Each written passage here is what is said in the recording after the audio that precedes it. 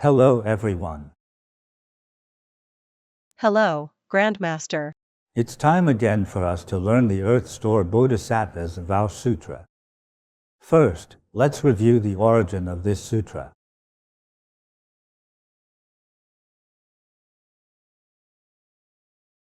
About the origin of the sutra, I have put it into two words, filial piety. That's about Sakyamuni Buddha teaching Dharma to his mother.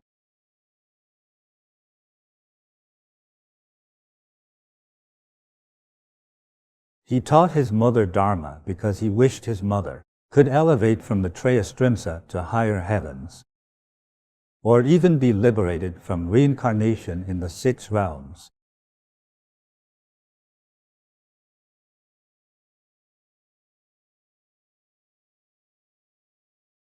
What is true filial piety to parents?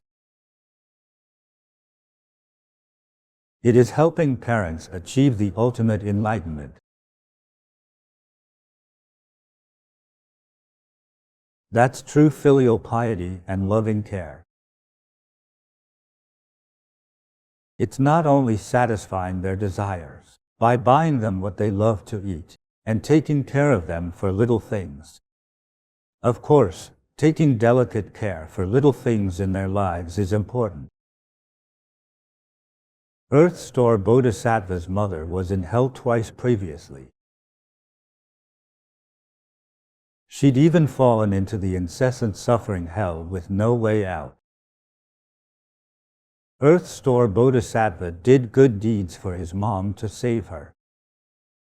And that's showing his filial piety. So the origin of this sutra is filial piety and compassion. We all have biological parents giving birth to and nurturing us.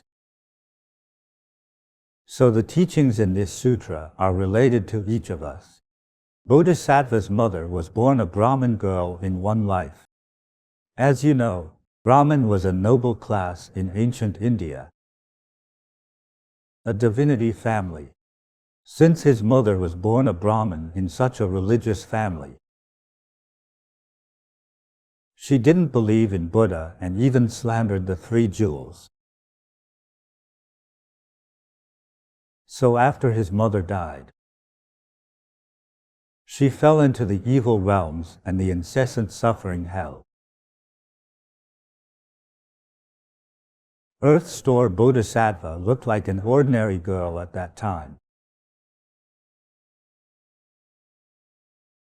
She loved her mother very much and wanted to know where she was. That was true love. If that was not true love, she'd care only when she was alive, such as if she had seen the doctor, or had enough food and clothes. That's what filial piety means for normal people. Once she passed away, it didn't matter if she went to heaven or hell. Nobody cares. They can't even care. That's the common concept. It's exactly what we have to focus on. Earth Store Bodhisattva was different. He wanted to know where exactly his mother went after she passed. He sold his house, built Buddhist temples, made offerings, and did good deeds.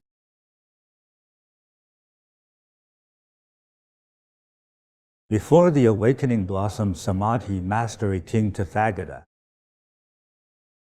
he sincerely prayed to know the place that his mother had gone to.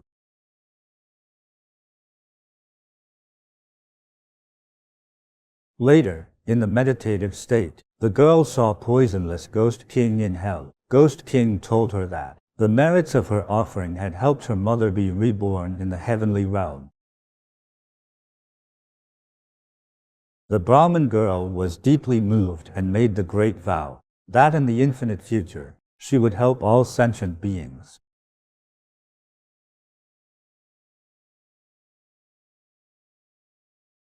So now we know it. Next is the story of Bright Eyes. Bright Eyes' mother was also deceased. Bright Eyes offered the Arhat good food. Arhat saw her mother was still in the evil realm and suffering. Her mother fell into hell because she had eaten fish, crabs, shrimp, etc. She ate much seafood, all that was alive and fresh of various kinds. What made it typical was that her mother loved to eat fish roe. She enjoyed eating it so much, which finally made her fall into hell.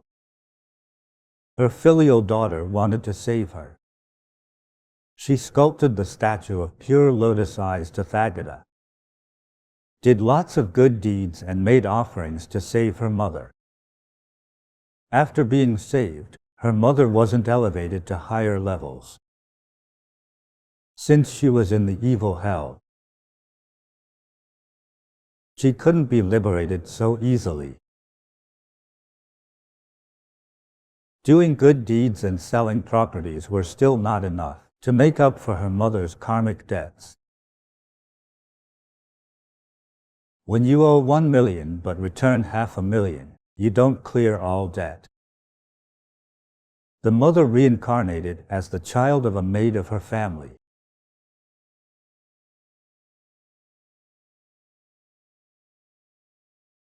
She was born in a lower class and would only live for 13 years. Then, Bright Eyes made a great vow to save all sentient beings in the evil realms. She said, "I'll achieve Buddhahood after all sentient beings have made it." She made such a great vow. Pure Lotus Eyes Tathagata told Bright Eyes that due to her great vow and big compassionate heart, after the 13 years of her mother's life, her mother would be reborn as a self-cultivator and live for 100 years. After she finished the life as a cultivator, she would be reborn in paradise. And that's the previous life of Earth Store Bodhisattva. He was filial to his mother and saved her from hell. He sold his properties and assets to make offerings to Buddha and the Sangha, to build temples and pagodas, and to do charities and good deeds. What he did deeply moved Buddhas, so they saved his mother. It was truly showing great filial piety. It doesn't matter in which profession, people will always brag that.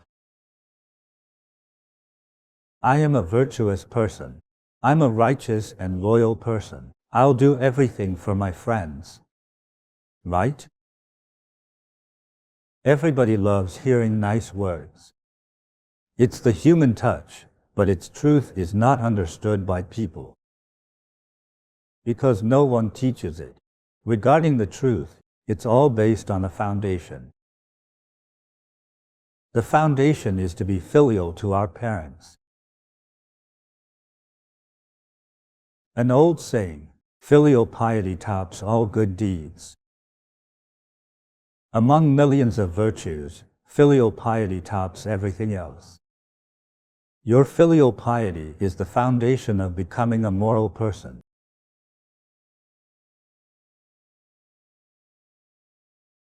Imagine that you're powerful outside, and always do your best to help others. But at home you curse and beat your parents. Will you be considered a nice person? You're just a villain who has no morality. When you need me, you can even kneel and bow to me. When you're rich and don't need me, you may even kill me. You become such a cheap, untrustworthy, and immoral villain. To practice filial piety, we should love and care for our parents with a truly grateful heart, returning their fostering. That's the basic, reasonable, cultured morality. It's extremely important. Let's review the second important point. It's the cause and effect. Simply put, what goes around comes around. And that is causality. Of course, some of our behaviors are neither good nor bad. Through different Buddhas, Bodhisattvas, and Ghost Kings' teachings, we've learned the retribution of doing bad deeds and the rewards of doing good deeds. Today, we must clarify and affirm the incessant sins. Understand the sins that those in the incessant suffering hell committed. Frankly, no one will kick you to that hell. But if you've committed such sins, even in this human world, you'll be punished physically and mentally. First of all, killing or ill-treating your parents is unforgivable by the law of heaven. You'll be sent to the incessant suffering hell and never liberated. Next, harming the Buddha's body, slandering the three jewels, and disrespecting the Buddhist sutras. Then, invading and destroying temples, ruining sutras and Buddha statues. Next, seducing the monks and humiliating the nuns. The monks and nuns shouldn't commit sexual acts. Whether you force or seduce them, you commit sin. Also, killing, harming, beating, or cursing the Sangha are prohibited and considered to be big crimes. Also, if pretending to be the Sangha, invading and keeping their venues and assets, you must go to the incessant suffering hell. And some want to get famous. For their fame and offerings, they cheat Buddhist practitioners. Some claim to be Buddhist, but don't follow the precepts. For those Buddhists who are ordained, no matter male or female, for the male as monk and the female as nun, if they don't follow the precepts or even do bad deeds, they'll fall into hell. For all the money and goods that are offered to the Buddha and Sangha, if one wants to steal, invade, swindle, or rob them, without the agreement of the person in charge, even if they take home and bring back silently, their behaviors are considered to be stealing, even for what you donated in the past. If you regret the donation later and take it back secretly, because you don't want to be looking bad to others, that'll be called stealing. Remember, no matter it's in the past or nowadays, anything that is donated now by law is called donation. You may call it giving, charity, or offering to Buddha. Anyway, it's a donation. Once it's donated, it's not yours. If you take it home secretly because you're unhappy, you're harming Buddha's body and blood. Bodhi meditation is a venue for true practice with strong energy. Even the water or an apple here will benefit our health. I just haven't told you before. You cannot take it away silently. It's considered to be stealing. It's a serious act of hurting Buddha's body and blood. There are more behaviors that will gain serious karma, such as humiliating those who make offerings. Say, you humiliate someone who makes offering to the three jewels. Slandering is also a serious crime. Once fallen into hell, one will only reincarnate within different hells, such as from the incessant suffering hell to the Avicii hell, and to the eye-gouging hell, tongue-plowing hell, tendon-pulling hell, and bone-cracking hell, etc. There are all kinds of torments in those hells, but no way out. Also, those that kill tend to have a short life. After our thorough research, we found that not only will they live a short life, but also have genetic problems. Say, your child looks like you, or your spouse, or both families. The child may look like his father, but have his mother's personality. Your child inherits your DNA. However, if the bad karma has been imprinted in your DNA, it will be a big problem. For example, the father died at 35. His children inherited his genes and usually, they'll be short-lived too. Well, regarding the retribution, I'm not going to talk about it now. Not at this time. If you want to know more, listen to my teachings on previous chapters. You should listen to them repeatedly and remember them clearly. We have talked about the bad deeds and retribution. Let's talk about the good deeds. For example, when we see Earth Store Bodhisattva's image, or hear his name, we reverently praise and worship him, or recite the Earth Store Sutra. Most importantly, we make offerings to Earth Store Bodhisattva, and we can donate to the Buddhist venues with lots of money.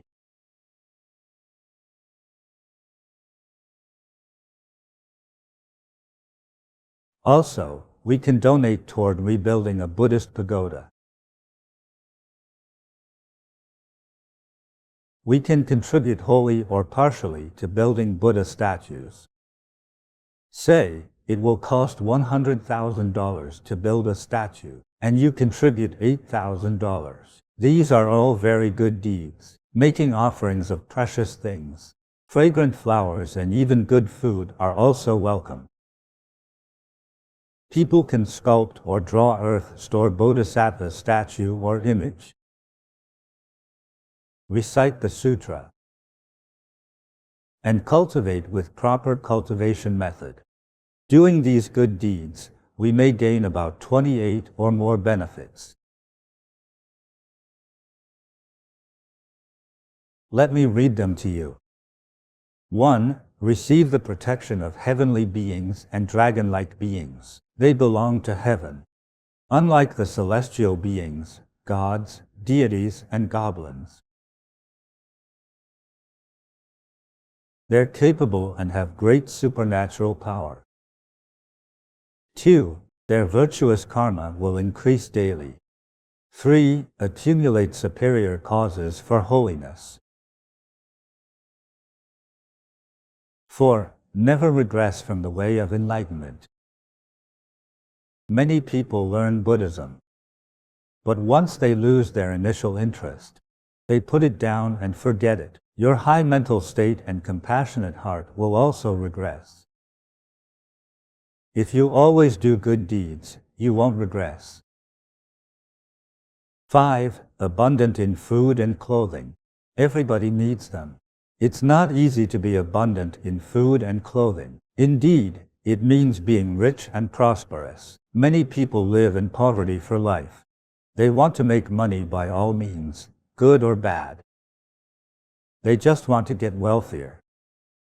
So, if we cultivate properly, we'll gain such reward. Abundance of food and clothing. 6. Will not get any kind of diseases. 7. Will not be in disasters of flood or fire. 8. Will not be burglarized or robbed. 9. Will be admired and respected by people. 10. Deities and ghosts will help and support them. 11. Women who wish to will be reborn as men. 12. Women who wish to will be reborn as women, and they will be daughters of kings or ministers. 13. Will be born with dignified and perfect appearance. Many try hard to make themselves more beautiful. such as losing weight and spending lots of money on cosmetics. They spend more on their faces than on food. 14 will frequently be reborn in the heavens. 15 may be reborn as kings or emperors. 16 will attain the power of knowing their past lives. They'll know the matters of the past. 17 wishes will be fulfilled. All you wish will get a good answer and result. 18 families and relatives will be joyful. 19 sudden calamities will be eliminated. It's very important. 20 all the previous bad karma will be eliminated. All the bad karma in the past will be removed. Because you've done the good deeds that eliminated your bad karma, you won't fall into hell and will have a good future. 21 will always arrive at their destination safely. Of course, you're an auspicious person. 22 will sleep peacefully without nightmares. 23 deceased ancestors will leave the 3 evil realms. You see, if you achieve enlightenment, not only will you be auspicious, but also all your ancestors will be liberated. 24 will be reborn many times with blessings and live joyfully. Because you're a blessed and virtuous person, every time you reincarnate, you'll live a joyful life. 25 will be praised by all holy ones. 26 will be intelligent and have keen faculties. 27 will have great compassion on all suffering beings. 28 will ultimately achieve Buddhahood. This is so important. It's the ultimate liberation. Nothing is more important than that. Let's talk about more details. In a person's lifetime, there are 2 crucial points. When a woman gives birth, to get protection and blessings from the god of the ground, her family should not kill but do good deeds. Then, both the mother and baby will be safe and at peace. This is a practical way to be. They should also be grateful to the god of the ground. Normally, the new mother would be physically weak and need to be replenished. Also, the new mother needs to provide enough milk to feed the baby. Killing a livestock animal or a hen is what people usually do. Some said, "My mother-in-law kills a hen for me every day." It may show your mother-in-law's kindness to you, but it's killing. When celebrating the full month and 100 days of the new baby, people tend to kill livestock and invite guests. It's not appropriate to celebrate a new baby's birth by killing. Doing that will impact both the mother and the new baby. Since killing is a sinful behavior, it might affect the child's health and fate. It also affects the mother's health and future. For the new baby's good, we can recite the Earth Store Sutra within 7 days after the child's birth. Or, we chant Earth Store Bodhisattva's holy name 10,000 times. Earth Store Bodhisattva's heart mantra works too. The baby's previous bad karma will be eliminated, so the baby can grow in peace, living a healthy, joyful, and long life. These are what we should do for the newborn baby and mother. Next, I'll talk a little more about the 2 ends of a lifetime. After being born, one comes to the end of life very soon. When one is dying, their family should do more good deeds for them to gain merits. The merits bring these benefits. 1. Won't fall into hell. 2. Will be reborn to good places or wealthy families. They should make light offerings, recite the sutras, and do good deeds for the dying person. Also, they should donate the person's beloved assets, such as money, house, and properties, also called real estate. That is a relatively large financial offering that can counteract and offset the sins of the deceased. The purpose is to prevent them from falling into serious hells, such as the Avicii hell and incessant suffering hell. Also, if the dying person can chant to Buddha, or relatives can chant for them and let them hear the chanting when one is dying. Don't kill or try to seek help from other wicked or evil ways. Doing that will increase the sinful karma for the dying person. It's extremely crucial for a deceased person that the family do good deeds within the first 49 days after their death.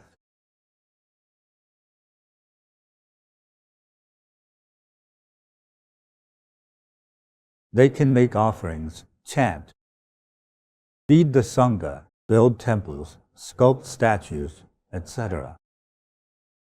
Because after 49 days, within 49 days, the king of hell will be checking the deceased's account, that is, calculating the merits and sins in their lifetime.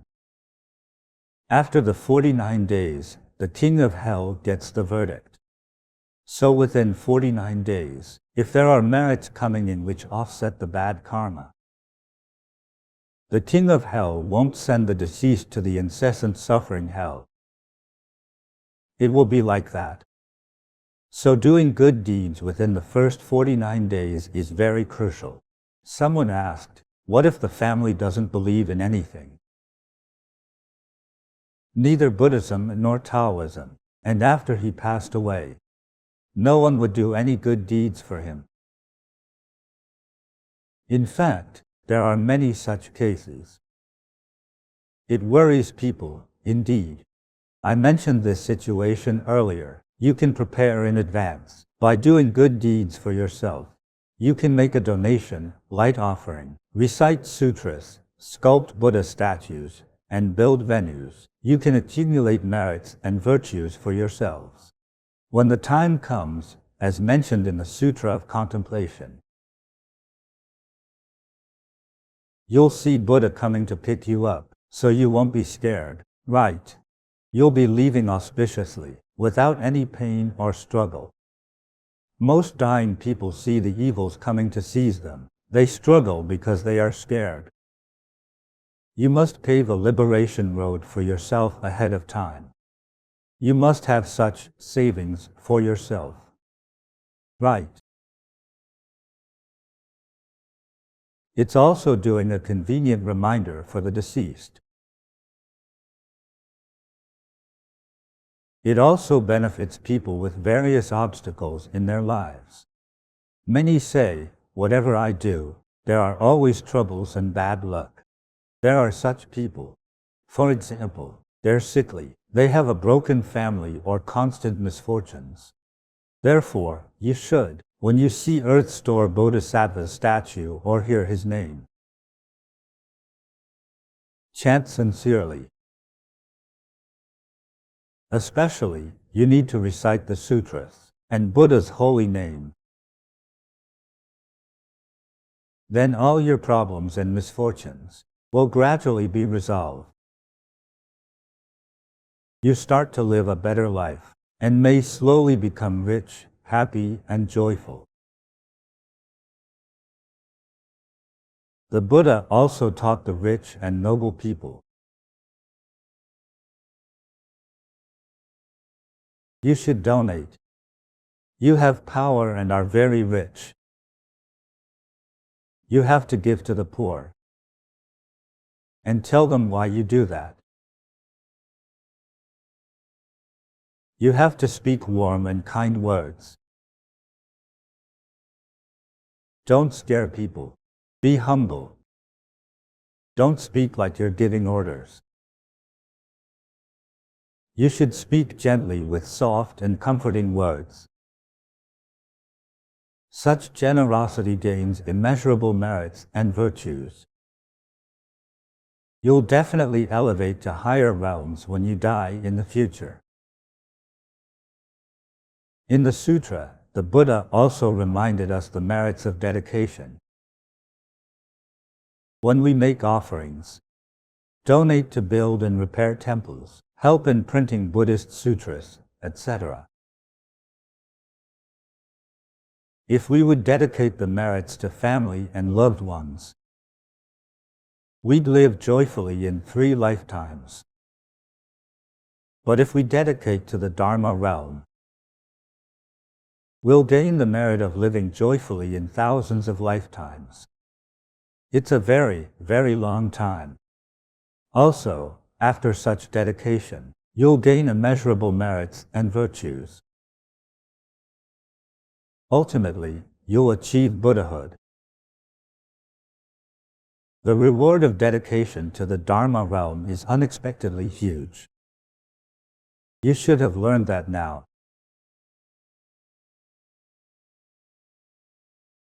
I just briefly and generally explained all the key points in this sutra to you as a reminder.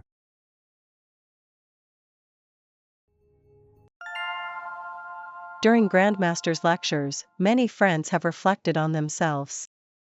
They knew they had lots of wrongdoings, even big crimes before. What should they do to resolve the bad karma caused by such sins? I just remembered.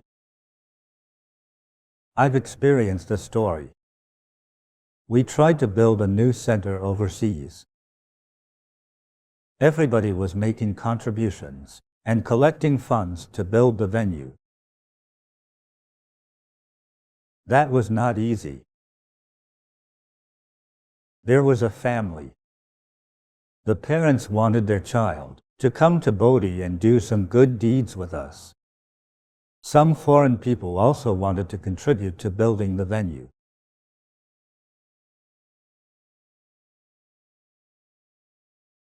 There was a sum of money, about 100,000 US dollars. Due to the complexity of the event, it wasn't as simple as we thought. At that time, we needed a bank account to receive the money via wire transfer. The organization couldn't accept the money from overseas. It was inconvenient. So we asked a middleman to receive money for us. Right. His parents benefited from Bodhi meditation. His mother couldn't walk well and came to Bodhi. After my blessing, she could walk. Then she practiced and regained her health. The son didn't get into a university. He was a bit messed up. He was like going a bit astray. So his parents pushed him to learn from me. They hoped that I could help him. Regarding the money, we asked him to receive it for us through his account. One day, he told me, "Master, I've received the money. How do we spend it?" I said, "Wait until the registration is done, we'll deposit the money." 1 month later, he disappeared, hiding somewhere. His phone was off when we called him. I asked his parents where he was. "We were about to ask you, Master." I said, "He just left us without any notice." The parents said, "We don't know either." I asked them twice, but they were getting upset and said, "Don't bother us anymore. We guarantee he's not a bad guy. We won't ask anyone anymore. He was with you and now he's missing. He didn't come home. So please don't ask us anymore." I was, indeed, quite upset at that time. I told the parents, "A grain of rice from Buddha is bigger than Mount Sumeru. As long as you're alive, dare to spend it." 2.5 years later, the son's body was found by the police overseas.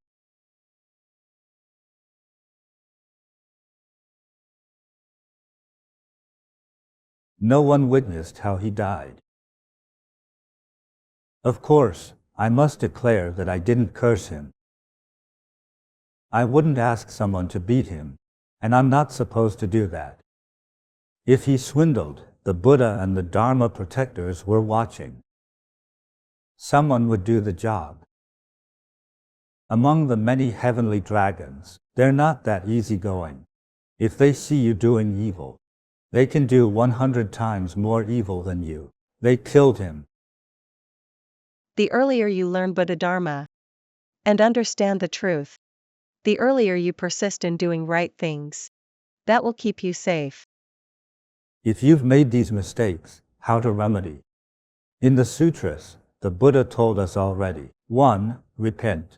2. You have to take practical action to do good deeds and offerings. You can build the Buddha's gold body, sculpt Buddha statues, or paint Buddha's image. You can also make offerings to the 3 jewels. Chant and recite sutras. Make offerings to Thankas. Offer lights, food, flowers, fruits, clothes, precious things, and money. Right. If you've made big mistakes, you have to do more. Simply put, you have to give more money. Say, you swindled others and got $1 million. You can't keep this money. You have to use it all to make offerings. Don't forget about the interest. The ratio of the deed you do and the retribution is 1 to 10,000, right? For example, you cheated $1 million from others. Have the people who were cheated committed suicide? Has the family who was cheated become crazy? I've seen that. The one who was cheated became crazy. She was in Taiwan. She was about 50 years old. She wanted to buy a bigger house because her family lived in a small house. She wanted to switch to a bigger place in Taipei. She saved the money. The swindler called and pretended to be a government official. The swindler got her information and took her money. She became demented, just like a lunatic. You see, the harm is almost as big as a homicide. You have to gain merits by doing good deeds. Just repenting is not enough. You don't make new sins when you stop, but the harm caused by your previous bad deeds was huge. Even if you donate all of the cheated money, it's not enough to counteract your sin. I think you must do good deeds wholeheartedly. After you donate the money, you still do good deeds. Our meditation centers offer you places to serve, repent, and do good deeds. When you're working, don't be pampered. You forget that you're a criminal, or you might grumble that the lunch is not tasty. You have to do good deeds instead of just thinking about doing. You must do good deeds to make up for your past sins. Many years ago, when I was small and with my master helped an old man. He was 70 years old and suffering from liver disease. It was cirrhosis. Anyway, the doctor said there was no cure. Yours is almost like cancer. You better enjoy the next short period. What's to enjoy? Once you hear that news, who can still enjoy life? Luckily, the local people believed in Buddha. He was introduced to my master. When he came, he was riding on a carriage. He entered the house supported by 2 people. I remember, at that time, his face was ugly yellow. He couldn't even speak clearly. His wife said that he spoke loudly before. Now, when he arrived at our place, his voice was very low. He didn't mean to, but he lost his voice. What to do? His wife said, since he got this disease and is already 70 years old. We just pray he is reborn in good places, wishing that. We have a saying locally, that if you have a mental problem and liver disease, that's because you've done many killings. Everybody still believes this saying. So, we're wishing that he won't fall into hell and suffer every day. She hoped my master could bless him and eliminate his sins. Master said, "Sure. You come to work for me." I was small then, I thought. He needs people to support him. You put him to work. He's already 70 and has cirrhosis. He can't even bend down. How can he work? Since there were lots of livestock animals, there was a lot of feces next to our venue. A laborer used to pick up the feces and throw it into an excreta pit. The local farmers would use the feces as fertilizer. The laborer also chopped firewood and made coal balls. Someone sent my master some coal powder to make solid coal. This laborer mixed the powder with water, and then made it into coal balls or coal bricks, that, once dried, would be broken into small pieces for easy burning. Master said, "Well, the person who used to do the job has gone elsewhere. Do you want to do it?" He said, "I'm afraid I can't. It's fine if you don't." I do. He was local and believed in Buddha. How can you work with two people supporting you? At this time, the old man got insight and said, "One of them is my nephew, the other my son. What if they're not supporting me but working with me?" His wife said, "Can I come too? I can cook for master." At that time, we ate fresh noodles every day. Almost all the local ladies knew how to make that noodle dish. We were so happy that we could eat it every day. Thus, the family of 4 came to work for us. In the 3rd year, on the birthday of the old man, the son kowtowed to the father, "Father, happy birthday to you." Master saw that and said, "Why didn't you tell me it's your birthday? I would buy you some wine." My master liked to joke. He said, "Oh no," and he thanked my master. "Master, when will I finish my work? Why am I still alive?" My master became serious. "You haven't done enough yet. You have to do 8 to 10 more years. Understand? Can you imagine how many years?" In about 2008, the old man passed away. He'd been doing the chores. If someone asked him to rest, he'd refuse and say, "Master asked me to do this work, and I must do it well." He didn't complain. And, usually, he wouldn't speak loudly. He spoke very softly. The old couple had been working together. His wife lived a long life to about 97. She would bring her nephew too. He didn't come every day, but he came very often, talking about her nephew. He had 3 children, and all of them went to good schools. He said, "I don't have time to take care of them. They got good scores at school all because of him." In Tibetan Buddhism, they won't say it's the blessing of Buddha. They'd say it's the blessing and teaching from their master. So, the nephew was too busy to teach his sons, but his sons were all good, smart, and sensible.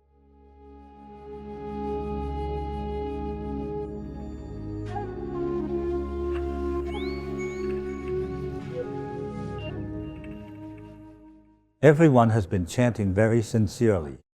We have all received different benefits. We have received the blessings of the Buddha and Bodhisattvas. Most importantly, when chanting, we should do so with the utmost sincerity and reverence. Put your palms together. Follow along with me as we chant together. Your heart should be filled with purity and reverence. Let's continue with the Earth Store Bodhisattva's heart mantra.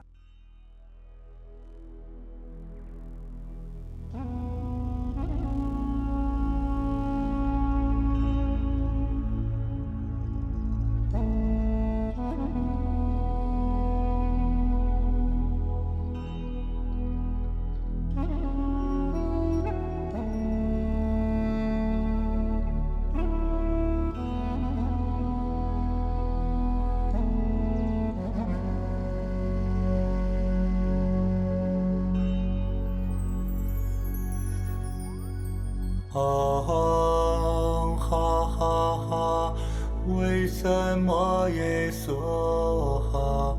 哦，哈哈哈，为什么耶梭哈？啊，哈哈哈，为什么耶梭哈？哦，哈哈哈，为什么耶梭哈？啊，哈哈哈，为什么耶梭哈？哦，哈哈哈，为什么耶梭哈？啊，哈哈哈，为什么耶梭哈？哦，哈哈哈，为什么耶梭哈？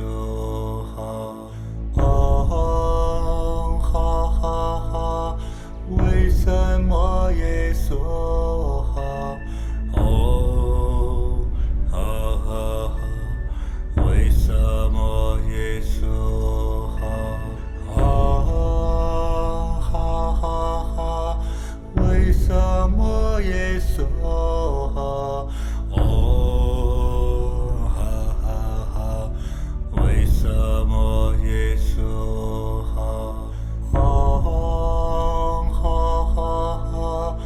为什么耶梭哈？哦，哈哈哈，为什么耶梭哈？啊，哈哈哈，为什么耶梭哈？哦，哈哈哈，为什么耶梭哈？啊，哈哈哈，为什么耶梭哈？哦，哈哈哈，为什么耶梭哈？啊，哈哈哈，为什么耶梭哈？哦，哈哈哈，为什么耶梭哈？啊，哈哈哈，为什么耶梭哈？哦，哈哈哈，为什么耶梭哈？啊，哈哈哈，为什么耶梭哈？哦，哈哈哈，为什么耶梭哈？啊，哈哈哈，为什么耶梭哈？哦，哈哈哈，为什么耶梭哈？啊，